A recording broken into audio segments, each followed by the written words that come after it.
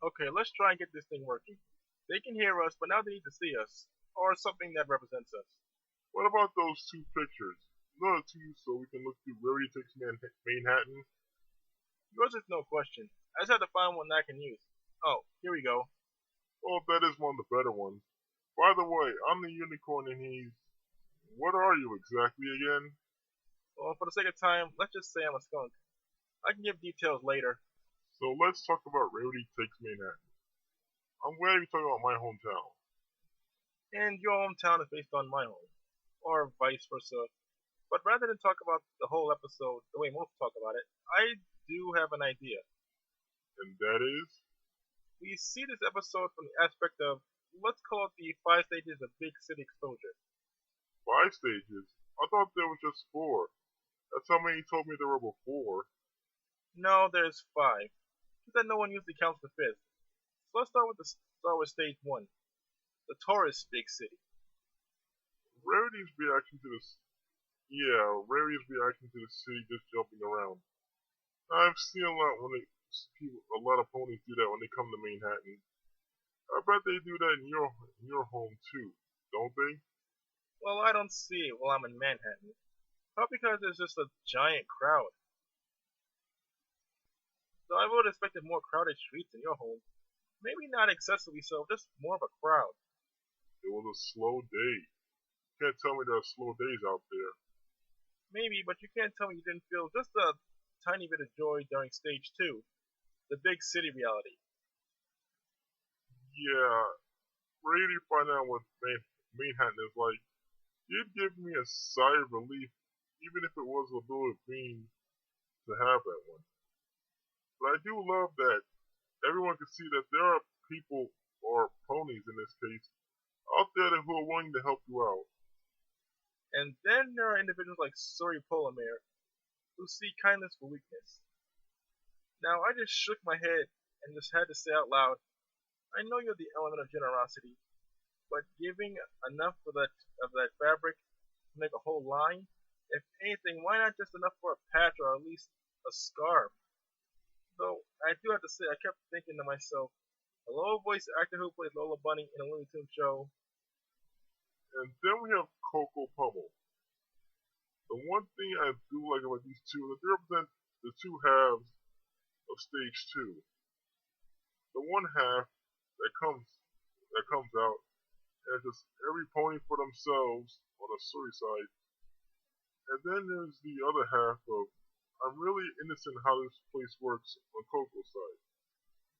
Also, I have to give Coco some kudos for making it that whole line in one night, even if it did later on drive Rarity crazy.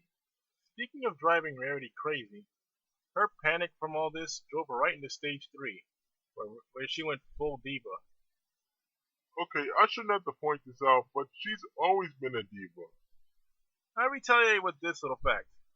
In Dog and Pony Show, she went diva to escape from the Diamond Dogs. And Sweet and Elite, it was just to keep up an impression that she was like everyone else in Canterlot, with their noses in the air.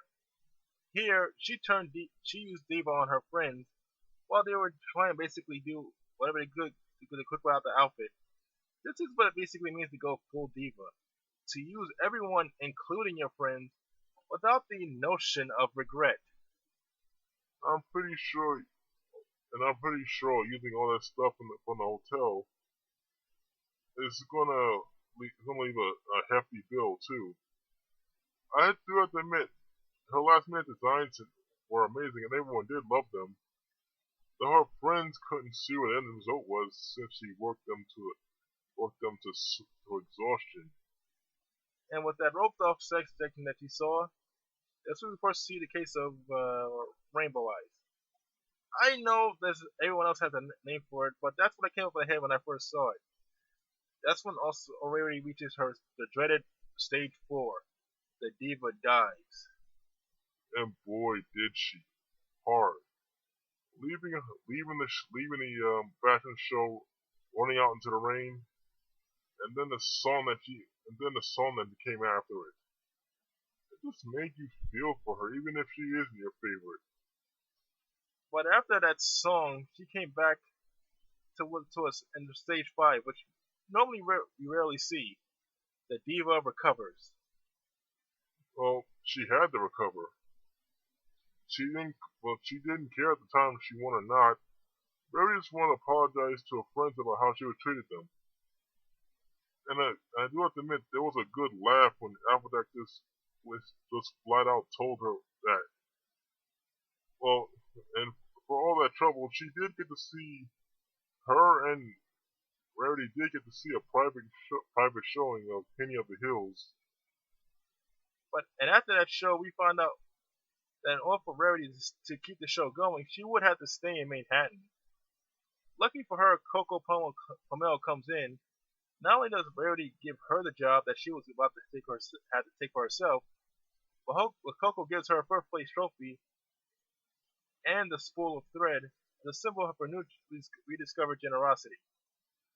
So here we have the lesson.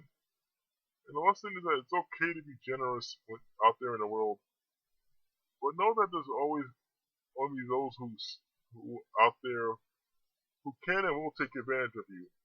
But if you do stay true to yourself, you will always come out on top. Well, maybe not all of that, but yeah, that's a good interpretation of this lesson from memory. So with that out of the way, do you want to see Henny of the Hills? I do have an extra ticket. Sure, why not? But I'm not wearing that suit again that you gave me. Those Diamond Dog vests are kind of itchy. You do know you're supposed to wash that thing first. I didn't get a chance to clean it out. That would explain the fleas that were in it.